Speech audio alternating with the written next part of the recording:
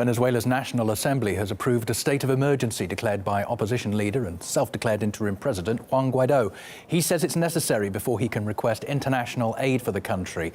And it comes as the country struggles on with that power blackout and humanitarian crisis. President Maduro says the power cuts are the result of cyber attacks by the United States, adding that his government is working to solve the issue.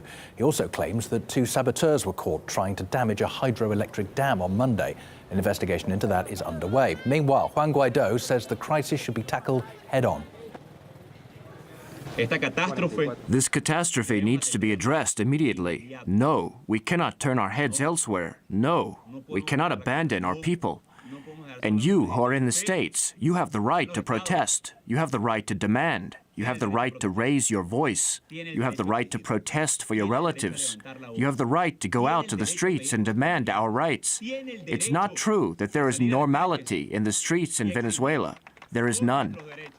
This is a lot of psychological pressure on the Venezuelan people to be dealing with the humanitarian crisis and now the crisis with the electrical grid. And on top of that, to have the Assembly declare a national emergency. This is really designed to create more chaos and more fear and more division within the Venezuelan people. The plan of the opposition is to find any way that it can to bring things to a head. I think the military remains pretty much consistently on the side of Maduro.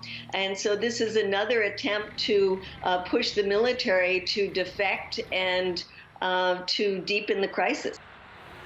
Gabriela Guerre from the Committee of International Solidarity believes the United States is exploiting the humanitarian crisis for its own ends. We think the concept of a humanitarian crisis is the fundamental argument used by U.S. imperialism around the world, wherever they develop their plans of intervention and interference to overthrow the national government and violate sovereignty, self-determination and independence in order to take control over the strategic resources of countries. And we think it is part of the plan for Venezuela. We cannot uphold the concept of humanitarian aid, which has been specifically defined by the U.S. In a country like Venezuela, we are seeing the crisis of the capitalist system, which many other countries in the world also face. And based on this argument of a humanitarian crisis, other countries also want to legitimize their plans for intervention, either direct or indirect.